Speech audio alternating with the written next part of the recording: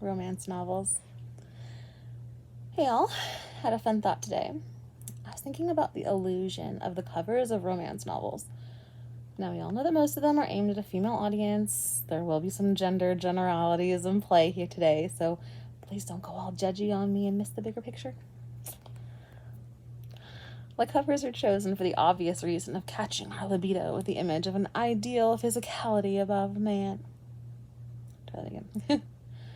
The covers are chosen for the obvious reason of catching our libido with the image of an ideal physicality of a man.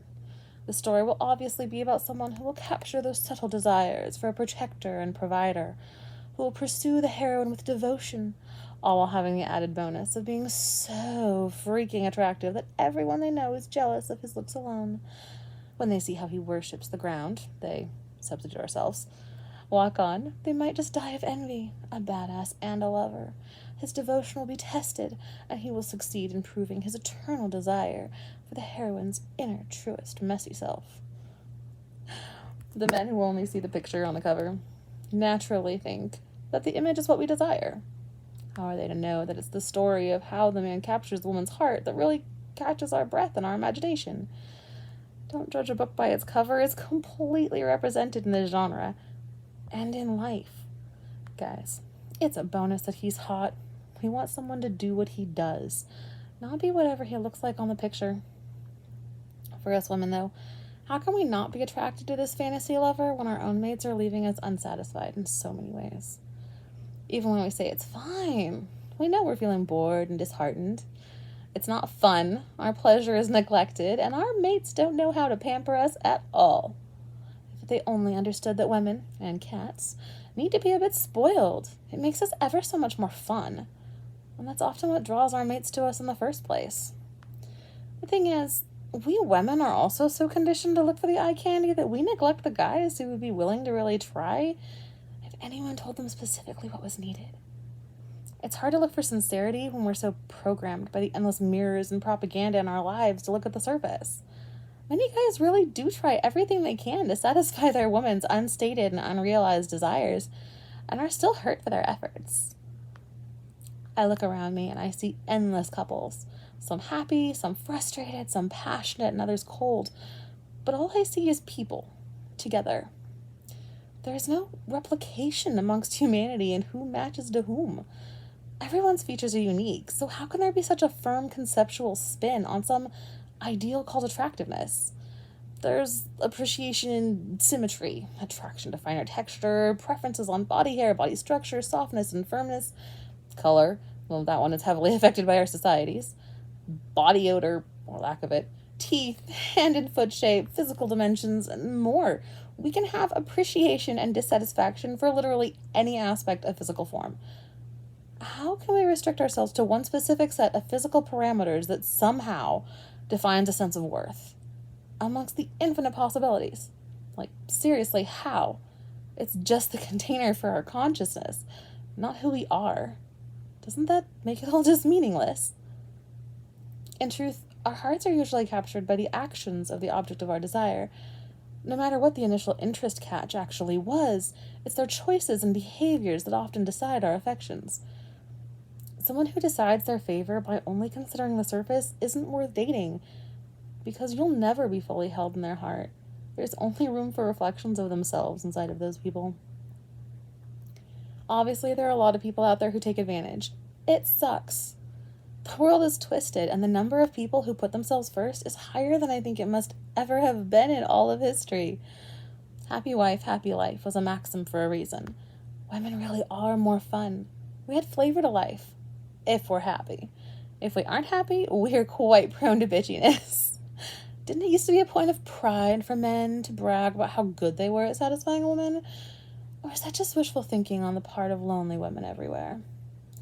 From the other side, we often seem to forget that guys need to have fun too.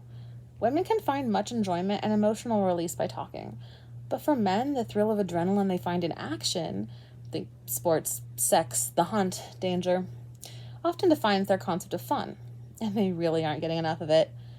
The daily enjoyment and contentment of a family that cares for each other and likes each other's company is missing. No wonder depression is up.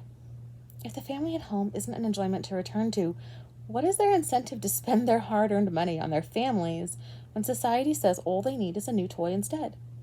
They already support these people who are never satisfied and consistently show signs of rejection. Isn't it their turn for something nice? Unless they spend money, these people don't seem to appreciate at all. It's not just men. Don't get me wrong. Everyone around us is talking about their new equipment, new gear, new system, and they seem excited about it.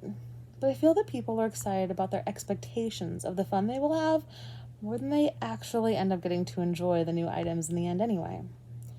We don't do any better when we try to take family time either. The idea of getting away on a trip to have fun was an ages-old concept that wasn't properly relayed to the newer generations. Now, there is less and less true and open communication between us than ever before. How are we supposed to enjoy the company of near strangers with unaligned interests, forced to cohabitate in close quarters? We've forgotten how to ask questions and continue the process of getting to know each other. We change so much as we progress through our lives. However, without others to ask questions in order to learn about us, we rarely bother to clearly define or voice our inner thoughts. It seems it's easier to get to know ourselves when viewed through another's eyes. Unfortunately, our children are often the mirror showing us our past choices.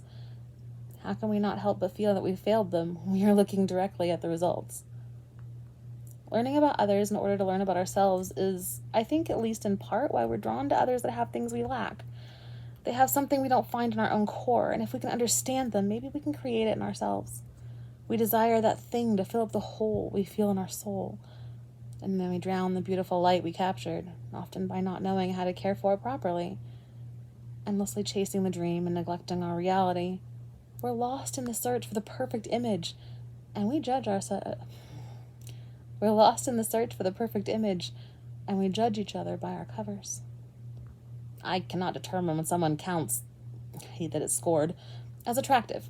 I can determine symmetry, odor, size, skin quality, and good teeth. But I don't get how the whole is supposed to add up to meet an imaginary standard that I never quite managed to locate. Look me in the eyes, treat me like I'm precious, enjoy it when I tease you, and laugh and work alongside me. I'm attracted to that. Who wouldn't be? Seriously though, a man doing the dishes is straight up sexy in my book. Human relationships are the glue that binds society together. It's the hidden challenge that determines how we progress through this life. Somehow, even though it's literally the most common thing for us in the world, we don't get very good training on how to do it well. It's strange to me that there is no widespread guidelines for being human together. Well, unless you use religion. Unfortunately, I think that somewhere along the line we supplanted morality for faith and removed the difference. So often we act as though there is not one without the other. The children born into this twisted world are rejecting both because the difference in value has not been explained.